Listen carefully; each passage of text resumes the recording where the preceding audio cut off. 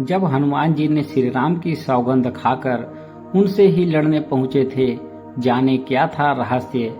हनुमान जी भगवान श्री राम से लड़ने पहुंचे थे, यह सुनकर हर कोई आश्चर्य में पड़ सकता है, लेकिन यह सत्य है। इस घटना का जिक्र श्री राम कथा में मौजूद है। आपको यह सुनकर और भी आश्चर्य होगा कि जब भगवान श्री राम से हनुमान जी लड़ने गए तो लड़ने से पूर्व भगवान श्री राम को ही सुमरे और उनकी ही सौगंध भी खाई थी। यह घटना अपने आप में एक अनोखी घटना है और इसके बारे में बहुत कम ही लोगों को पता भी है। तो चलिए आपको यह प्रकरण बताए जब बजरंगबली को भगवान श्री राम से युद्ध करने के लिए जाना पड़ा था। पुराणों में एक कथा है जिसके अनुसार एक बार सुमेरु पर्वत पर सभी संतों ने सभा की। कैरवत देश के राजा सुकंत को जब पता चला तो वह सभी संतों का आशीर्वाद लेने जा रहे थे।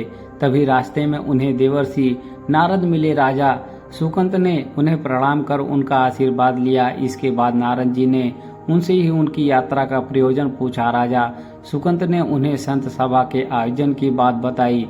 इस पर नारद मुनि ने कहा, अच्छा है, संतों की सभा में जरूर जाना चाहिए। ऐसा कहकर सुकंत को जाने का आदेश दे दिया।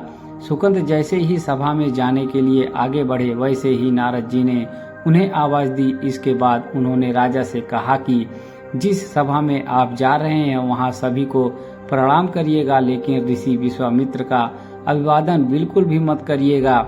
इस पर सुकंत बहुत ही अचरज में पड़ गए और उसने पूछा कि क्या ऐसा करना उचित होगा। तब श्री नारद जी ने कहा कि वह भी पहले राजा थे, बाद में संत बने और आप भी राजा हैं। राजा सुकंत ने नारद की बात मान ली और सभा में पहुंचकर उन्होंने ऐसा ही किया। सभा के समाप्त होते ही विश्वामित्र श्री राम के पास पहुंचे और अपने साथ सुकंत द्वारा किए गए अपमान की चर्चा की। उन्होंने कहा कि ये संत परंपरा का अपमान है, लेकिन विश्वामित्र जी ने अपमान करने वाले का नाम नहीं लिया। इस पर राम जी ने पूछा, किसने किया आपका अपमान।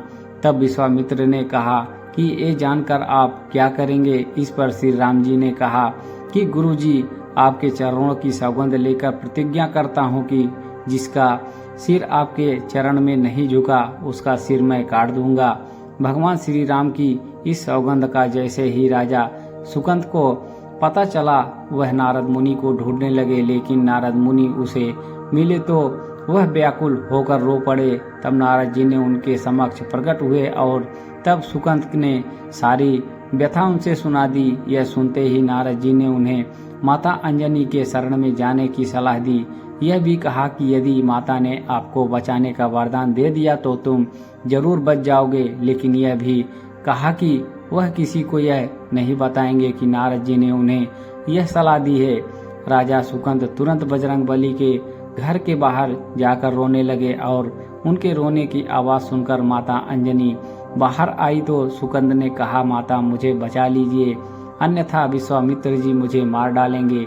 इस पर माता अंजनी ने सुकंत को उन्हें प्राण बचाने का वचन दिया। उन्होंने कहा कि तुम शरण में हो, तुम्हें कोई नहीं मार सकता।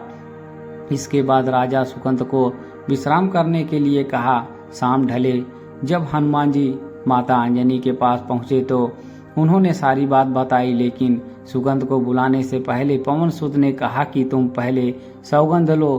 तब श्री हनुमान जी कहा कि वह श्री राम के चरणों की सौगंध लेते हैं कि वह सुकंत के प्राणों की रक्षा करेंगे। तब माता अंजनी ने राजा को बुलाया।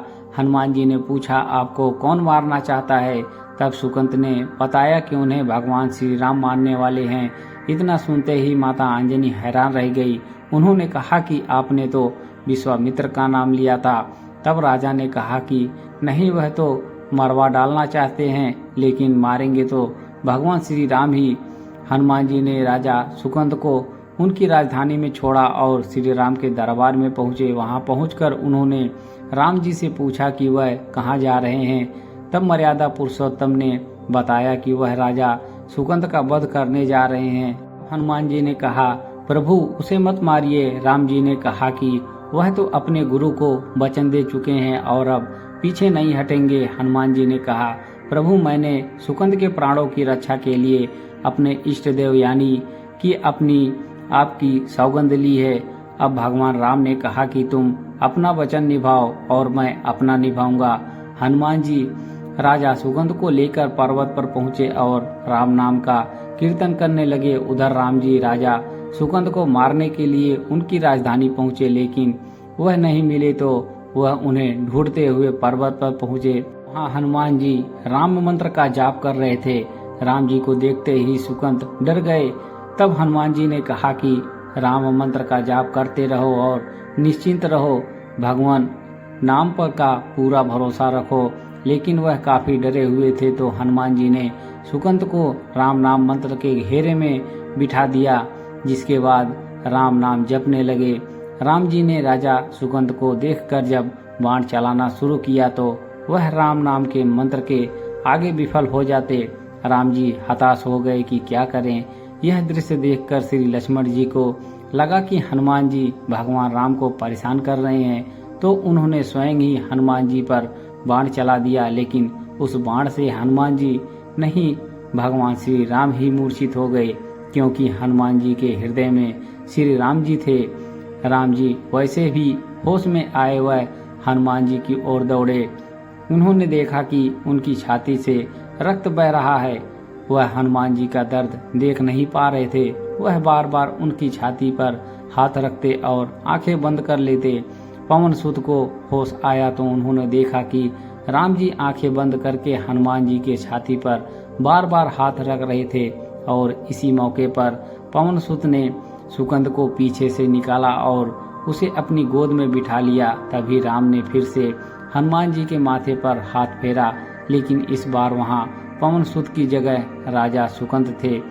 राम जी मुस्कुराए और हनुमान जी बोल उठे कि नाथ, अब तो आपने इनके सिर पर हाथ रख दिया, अब आप ही इसकी रक्षा करें। तब श्री राम ने हनुमान जी से कहा कि हनुमत, जिसे तुम अपनी गोद में बिठा लो, के सिर पर तो मुझे हाथ रखना ही पड़ेगा, लेकिन गुरु जी को क्या जवाब देंगे। तभी हनुमान जी को विश्वामित्र जी सामने से आते दिखाई पड़े। उन्होंने राजा सुगंध से कहा कि जाओ, तब प्रणाम नहीं किया तो क्या हुआ, अब कर लो। राजा ने दौड़कर विश्वामित्र जी का अभिवादन किया। वह भी प्रसन्न हो गए और बोले, राम, इसे क्षमा कर दो। राजा सुगंध विश्वामित्र से कुछ कहते कि इससे पहले नारद मुनि प्रकट हो गए। उन्होंने सारी घटना कह सुनाई। तब विश्वामित्र जी ने पूछा कि नारद, तुमने ऐसी सलाह क्यों दी। तब नारद जी ने कहा कि अक्सर ही लोग मुझसे पूछते थे कि राम बड़े या राम का नाम बड़ा, तो मैंने सोचा कि क्यों ना कोई लीला हो जाए कि लोग अपने आप ही समझ लें कि भगवान से अधिक भगवान के नाम की महिमा है। कथा पसंद आई हो तो वीडियो को एक लाइक अवश्य करें। हमारे चैनल पर जुड़े रहने के लिए आप सभी का धन्यवाद। जय श्री राम।